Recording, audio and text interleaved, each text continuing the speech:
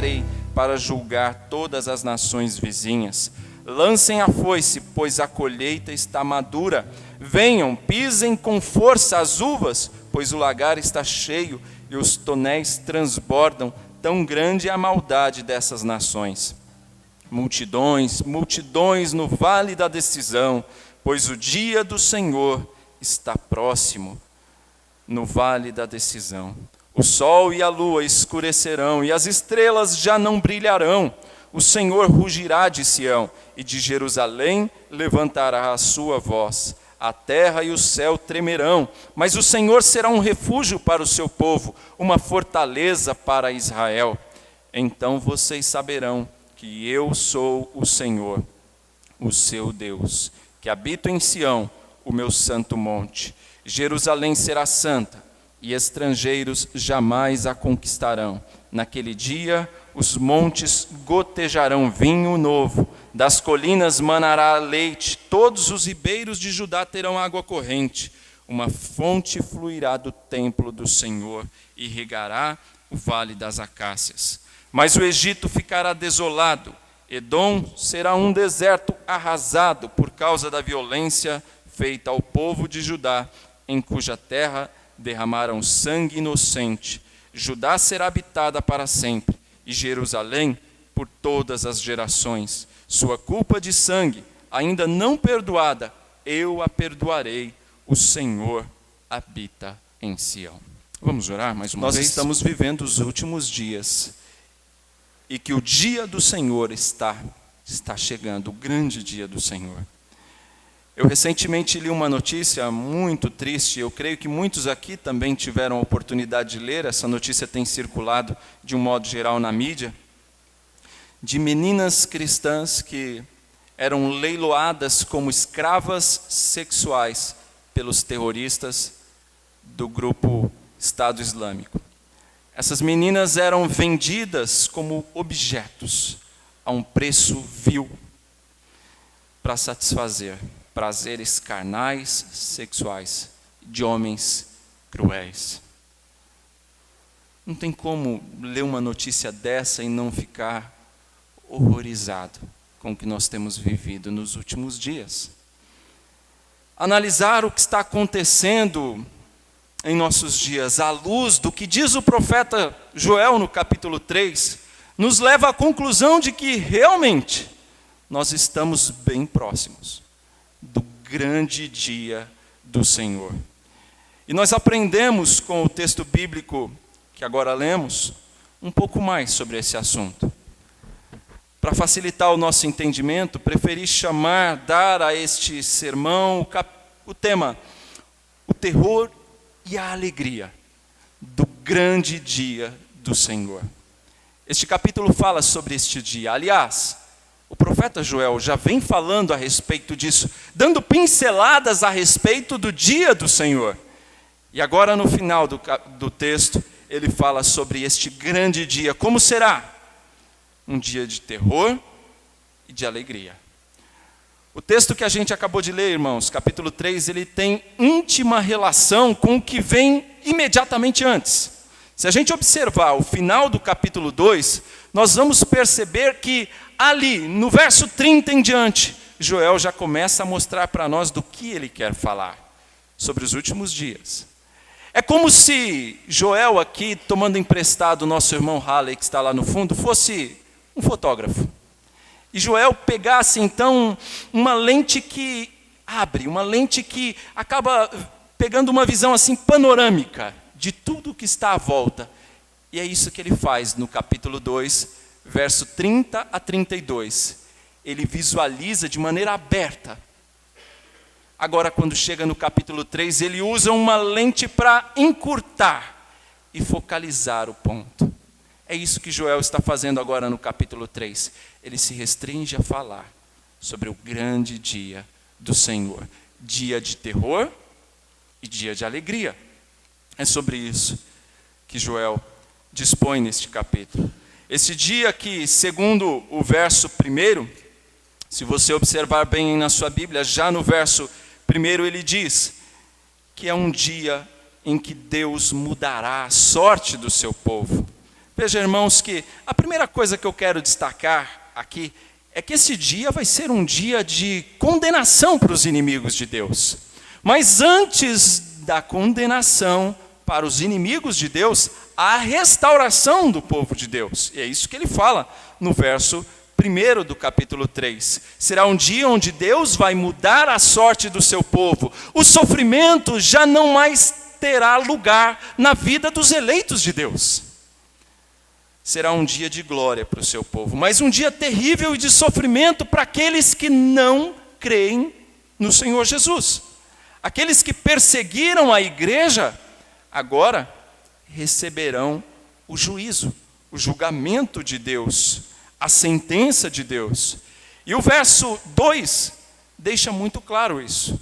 Ele diz: reunirei todos os povos e os farei descer ao vale de Josafá. Ali os julgarei por causa da minha herança. Ali eles receberão o justo castigo. Meus irmãos, o verso 2 deixa claro para nós que é o Senhor quem faz todas as coisas. É Ele quem restaura a sorte do seu povo, é Ele quem reúne os povos, é Ele quem faz descer, é Ele quem julgará. Do início ao fim, é Deus quem conduz todo esse processo. Eu disse que Deus é como aquele que faz a acusação, elabora o tribunal e que também dá a sentença. Deus está em toda a parte desse processo de julgamento das nações. E veja que esse lugar do julgamento, que é chamado de Vale de Josafá, ou Vale da Decisão, não se refere a um lugar específico. Não é a ideia de um lugar específico ali em Jerusalém, não é isso.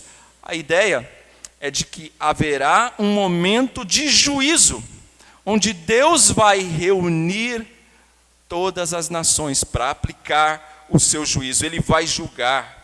A ideia é para enfatizar o caráter de juízo e não a geografia, não um local especificamente.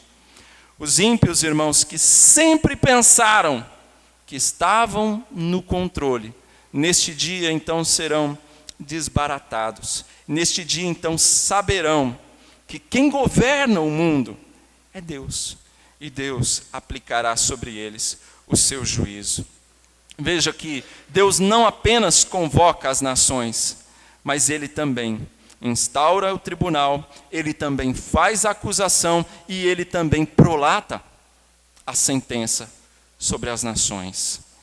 Os versos 2 e seguintes vão contar para nós qual foi o crime cometido. Já que nós estamos num julgamento, quais foram os crimes cometidos? Ele diz: ali os julgarei por causa da minha herança. Israel, meu povo, pois espalharam entre as nações e repartiram entre si a minha terra. Lançaram sortes sobre o meu povo e deram meninos em troca de prostitutas. Venderam meninas por vinho para se embriagarem.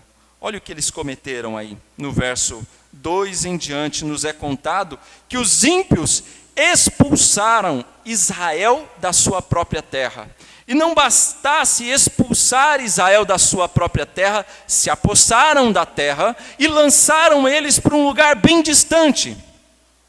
Para entre os gregos, a ideia é de lançar para bem longe, para que eles não tivessem como voltar mais para a sua própria terra.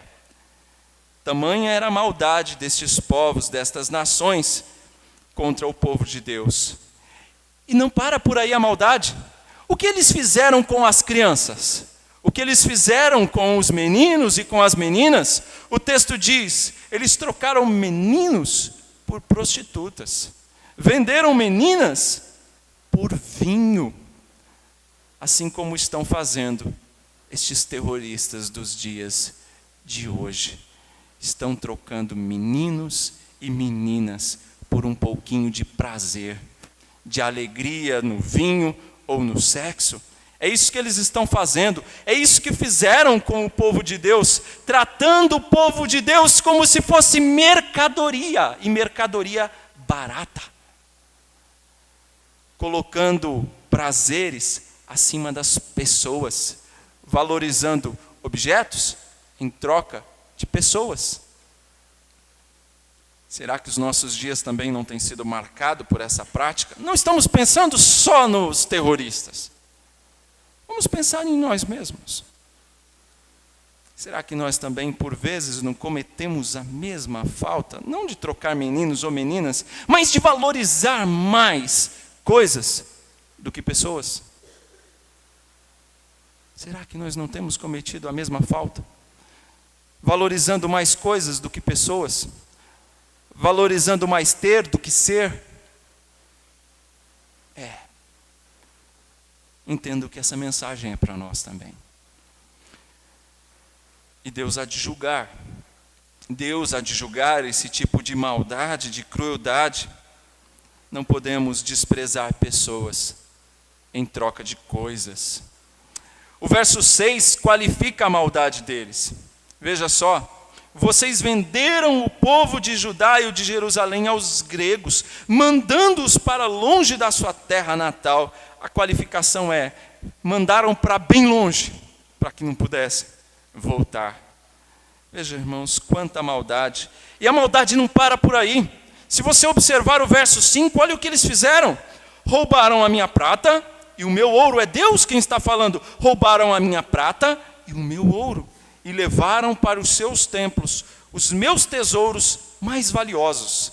Os irmãos se recordam bem das páginas do Antigo Testamento, onde nós tínhamos objetos sagrados no culto a Deus. No templo era repleto de objetos sagrados e que eram de ouro e de prata.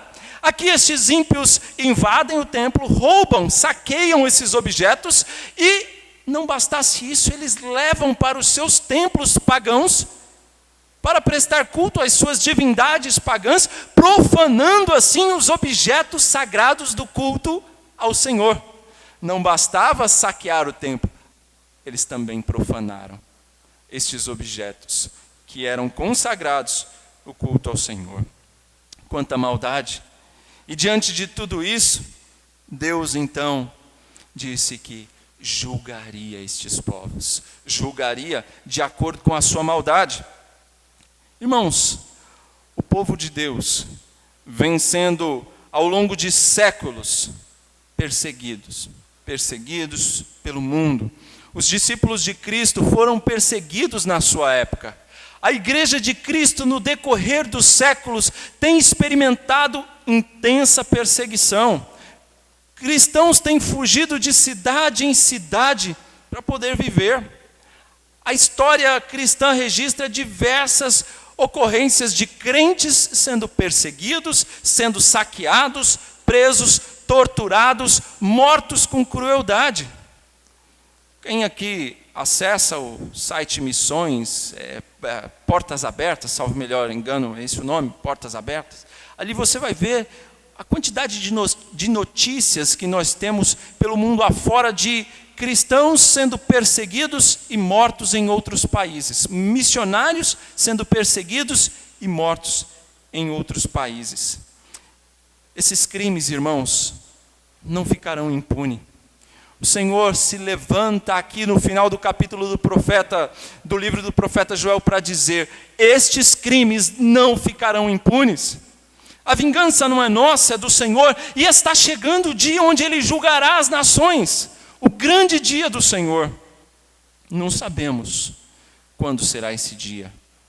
Não sabemos, e não é nosso dever calcular essas datas, como alguns já fizeram e algumas seitas fizeram e erraram por diversas vezes.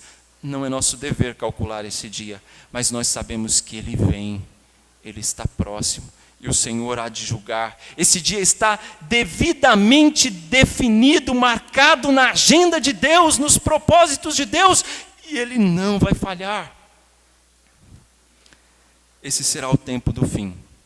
Será o grande dia do juízo, quando o Senhor virá para julgar as nações, conforme a gente já leu em Mateus capítulo 25, e o Senhor há de separar justos e ímpios. Nesse dia, irmãos, ricos e pobres, velhos e jovens, Doutores e escravos, religiosos e ateus, todos vão ser julgados conforme as suas obras, conforme as suas omissões, conforme os seus pensamentos, todos serão julgados. Será um dia de terror para os ímpios. E o texto diz, a partir do verso 7, se você observar aí, versos 7 e 8, é o próprio Deus que executará a sentença. O verso 7 e 8 diz que o Senhor vai executar a sentença, Ele vai castigar conforme a gravidade de cada mal cometido, de cada crime. Ou seja, aqueles que com o ferro feriram, agora serão feridos. Eles vão colher exatamente aquilo que plantaram, diz o Senhor. Eles não ficarão impunes. Mas da mesma maneira como causaram mal com o ferro serão feridos. Deus toma vingança em suas mãos e reverte a situação, vira a mesa. Os humilhados serão exaltados e aqueles que antes estavam se exaltando serão humilhados. O verso 4 diz que o Senhor fará isso com rapidez. Ele diz, se estão querendo vingar-se de mim, ágil e veloz, me vingarei. O Senhor vai fazer isso com rapidez, irmãos, Ele não vai demorar. E sabe o que é mais interessante? Os ímpios não terão como escapar neste dia do Senhor. Não haverá, irmãos, riqueza, não haverá propina, não haverá nada, não tem delação premiada nesse dia, não adianta. Nesse dia ninguém escapa. Seja pobre ou rico, nesse dia não tem negociação, não tem conversa. Será dia de juízo, diz o Senhor, e Ele vem depressa. Esse dia é visto pelo profeta Joel como um dia de colheita. Ele começa a falar numa linguagem aqui de agricultura, como se fosse um dia de ceifa. A Bíblia diz que a ceifa é a consumação dos séculos, e os ceifeiros serão os anjos. Mateus registra isso. O povo de Deus vai ser recolhido como trigo para o celeiro, mas os ímpios vão ser ceifados como uvas maduras que estão preparadas para serem esmagadas, pisadas pela justa ira de Deus. É isso que diz também Apocalipse 14. Apocalipse 14, verso 14 em diante fala sobre isso. Os ímpios serão pisados como uvas maduras levadas à lagaragem, a serem preparadas como é preparado o vinho. O próprio Deus é quem chama as nações para essa batalha. É a batalha final. É uma guerra que pode se chamar de guerra santa. Santa porque é o próprio Deus quem vai julgar o mundo com justiça. É o próprio Deus quem vingará o seu povo. É o próprio Deus que derrotará por completo os seus inimigos. E o verso 10 mostra para nós, ele dizendo, forjem os seus arados para fazer deles espadas. Os homens transformarão os instrumentos de trabalho em armas de guerra. Ele está falando aqui dos povos inimigos. Os povos inimigos se armarão para a batalha, se armarão até os dentes, se prepararão com força total para esse dia, com o desejo de destruir o povo de Deus. E ele diz, diga ao fraco, eu sou um guerreiro. É como se ele estivesse dizendo, neste dia, os ímpios, os homens maus, aqueles que lutam contra a igreja do Senhor, vão buscar forças, vão buscar esperanças onde não há. Com a perspectiva, com a ideia de alguma maneira vencerem a Deus e o seu povo. Essa é a ideia do profeta, de que neste dia os ímpios vão buscar se entusiasmar com a perspectiva de uma vitória. Virão povos de todos os cantos da terra, diz o verso 11 e 12. Venham depressa vocês, nações vizinhas. Venham, despertem, nações. Avancem. Ele chama nações de todos os cantos da terra, porque será a batalha final. É o grande último dia. onde as nações pagãs serão julgadas e condenadas. E o verso 13 acrescenta: lancem a foice, pois a colheita está madura. Venham, pisem com força as uvas, pois o lagar está cheio e os tonéis transbordam. Tão grande é a maldade destas nações. O que dizer dos nossos dias? Tão grande é a maldade dos nossos dias. Filho contra pai, pai contra filho, contra mãe. Dias onde os valores estão sendo jogados no lixo. Valores cristãos estão sendo lançados fora. Dias de grande maldade. Dias onde o cálice da ira de Deus está até em cima. O juiz do mundo está às portas de dizer: basta, e nem um dia mais. Chega. Irmãos, os homens têm costumeiramente pecado contra Deus e têm feito isso na expectativa, na esperança de que nada vai acontecer. É assim que os homens têm agido hoje. Ofendido a Deus com os seus pecados e pensado que Deus não está percebendo. Deus nada vai fazer. Deus está de olhos fechados para a maldade. Os homens têm ofendido a Deus e têm ofendido com essa perspectiva.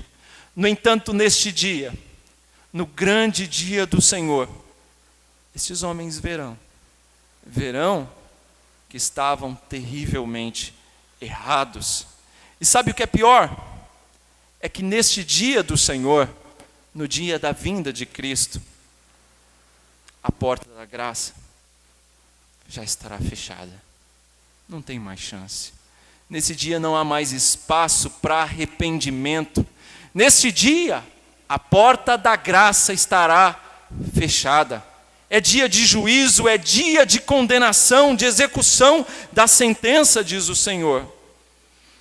É dia terrível para aqueles que não creem em Jesus, não têm depositado sua confiança em Jesus, mas têm confiado na força do seu próprio braço e na sua própria capacidade. Nesse dia, enquanto os ímpios serão condenados, o povo de Deus será liberto. Será um dia glorioso para o povo de Deus. Deus se apresentará como o terror dos ímpios, mas como refúgio do seu povo. As nações todas serão congregadas no vale da decisão. Ele diz que o dia está próximo no verso 14. E no verso 15 ele fala que o sol e a lua escurecerão e as estrelas já não mais brilharão. Nesse dia, o universo inteiro estará de luto.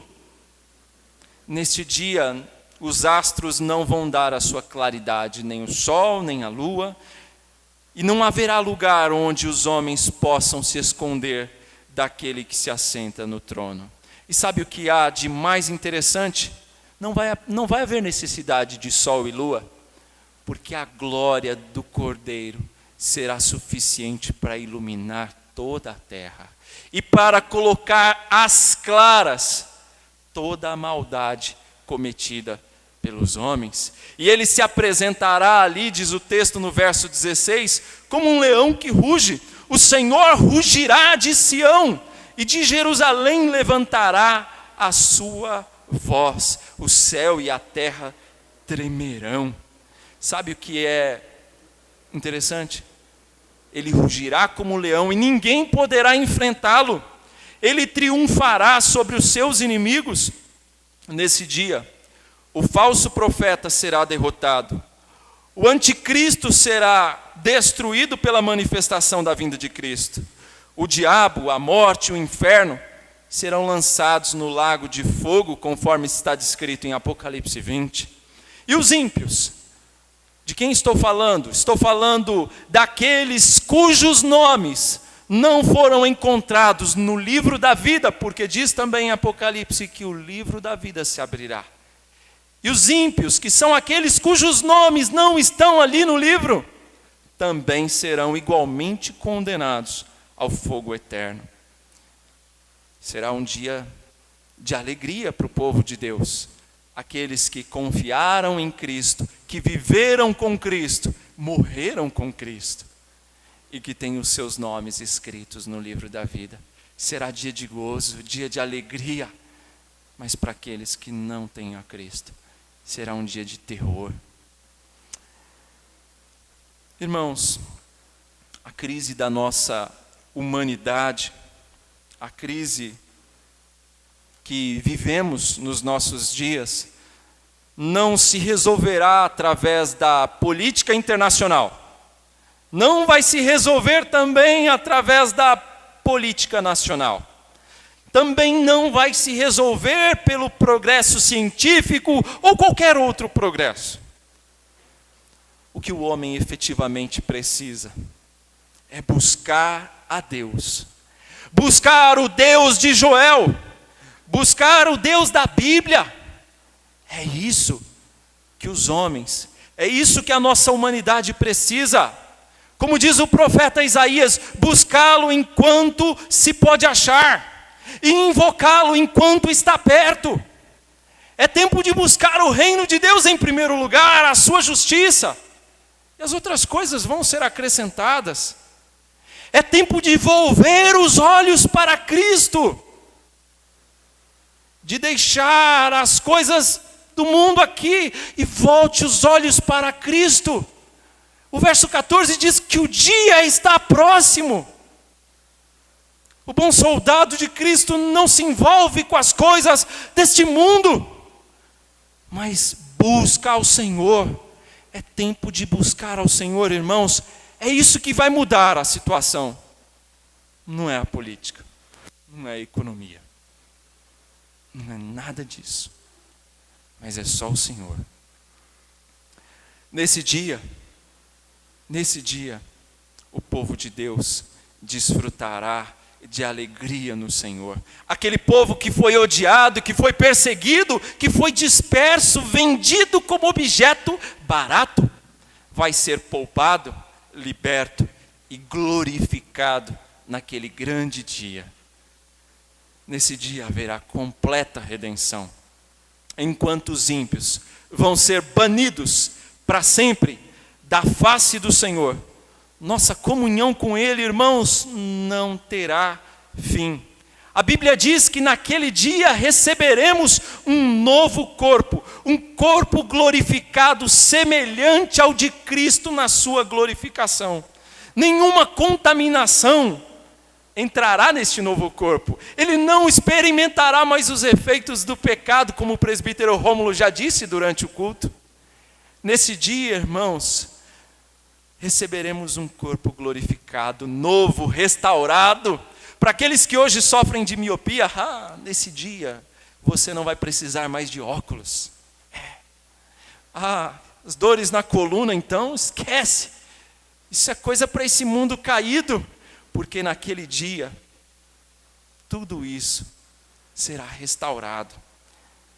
Nenhuma contaminação entrará na Nova Jerusalém. A igreja nesse dia, a igreja do Senhor vai ser bela por dentro e também por fora. Ela resplandecerá de maneira perfeita a glória do Cordeiro. Vai se apresentar a Ele como uma noiva pura, santa, imaculada. Irmãos, como nós cantamos, ansiamos por esse dia em que estaremos com Cristo nos céus. Se você tem vivido com Cristo neste mundo, saiba que o céu é o seu destino final. Para você que tem vivido com Cristo, lutado junto com Cristo nesse mundo, saiba que o céu é o seu destino final. E é um lugar onde nós não seremos retirados dele. O inimigo não entrará no céu. O pecado não entrará no céu. O sofrimento não chegará no céu. No céu, desfrutaremos da presença de Cristo eternamente. No céu, será um lugar de desfrutar da glória. Tudo está nos reservado. diz a Bíblia. O livro de Joel, ele começa de uma maneira dramática, falando de destruição, falando de gafanhotos destruidores, falando da terra destruída, mas ele termina com a restauração de todas as coisas. E ele afirma aqui no verso 17 em diante: então vocês saberão que eu sou o Senhor, o seu Deus, que habito em Sião, no meu santo monte. Jerusalém será santa, e estrangeiros jamais a conquistarão. Naquele dia, os montes gotejarão vinho novo, das colinas manará leite, todos os ribeiros de Judá terão água corrente, uma fonte fluirá do templo do Senhor e regará o vale das acácias. Uma fonte do lado do trono do Senhor, como nós cantamos. Veja, irmãos, o livro de Joel termina com essa restauração de todas as coisas. Ele enxerga montes, colinas, ribeiros, lugares que antes eram terra seca, terra árida, transformada em solo fértil, frutuoso, jardins belos, ricos. É assim que ele encerra.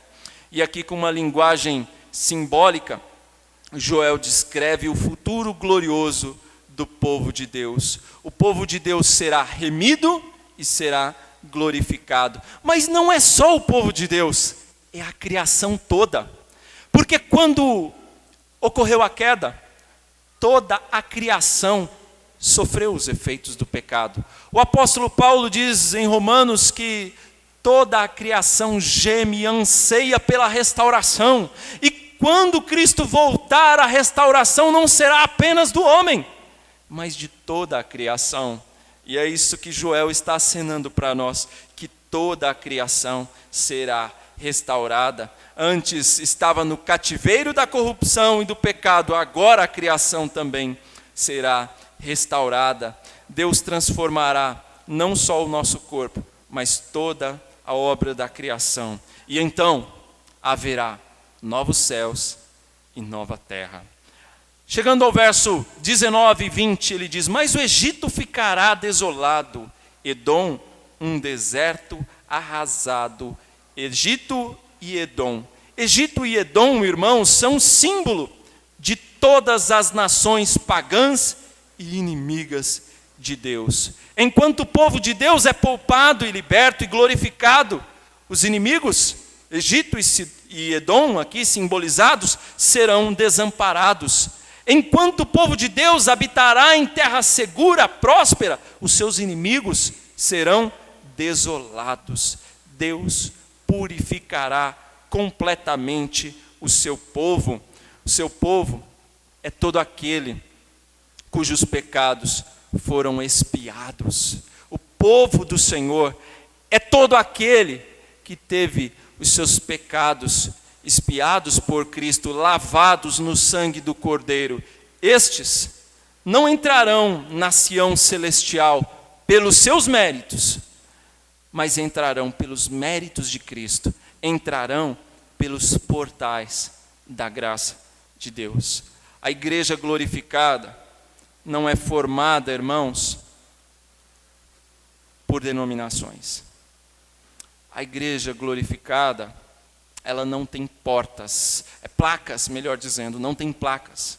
A igreja glorificada, ela é composta por todos os santos, os remidos, aqueles que foram lavados no sangue do Cordeiro. Essa será a igreja, a noiva do Senhor Jesus, naquele dia. E sabe o que é melhor de tudo? O verso 21 nos conta: sua culpa de sangue, ainda não perdoada, eu a perdoarei. O Senhor habita em Sião. O Senhor habita em Sião. O Senhor habitará eternamente com o seu povo. O céu é a habitação de Deus, é o paraíso, é o Éden restaurado, é a nova Jerusalém, é a cidade santa, é onde Deus habitará com o seu povo. E você sabe o que é melhor? É que essa presença restaurada, essa presença renovada, essa presença gloriosa do Senhor será eterna. Não vai ser por um breve momento. Não vai ser como nós desfrutamos por um momento aqui, daqui a pouco nos vemos atribulados de novo. Desfrutamos de momentos gostosos na presença do Senhor, mas daqui a pouco as dores, as angústias desse mundo nos atormentam de novo. Nesse dia isso tudo cessa. E essa presença gloriosa e renovada do Senhor será eterna. Será eterna. Isso é o que é de melhor. O céu só é céu porque o Senhor está lá. Porque a sua presença é contínua lá. Nós não teremos mais a presença do Senhor em pequenas medidas. Mas a teremos perfeita, plenamente e eternamente. Ah, irmãos, como será bom. Como devemos ansiar por esse dia. O profeta Joel começa o seu livro com uma tragédia, a invasão dos gafanhotos. Mas ele termina com o triunfo, com o reinado do Rei dos Reis e do Senhor dos Senhores. O livro de Apocalipse diz, ele traz um canto que deveria ser o canto de todos nós. O reino do mundo se tornou do Senhor e do seu Cristo, e Ele reinará pelos séculos dos séculos. Ele é o Senhor. A pergunta que fica para nós é: estamos preparados? Estamos preparados para o grande dia do Senhor? Avalie a sua vida. Está preparado para esse encontro? Está preparado para esse grande dia do Senhor? Viva com Cristo, busque a Cristo, para que este grande dia do Senhor não seja um dia de terror para você, mas seja um dia de intensa alegria no Senhor. Um dia onde você estará com o Cordeiro de Deus e poderá cantar, fazendo coro com o Apocalipse. O reino do mundo se tornou do Senhor e do seu Cristo, e Ele reinará pelos séculos dos séculos.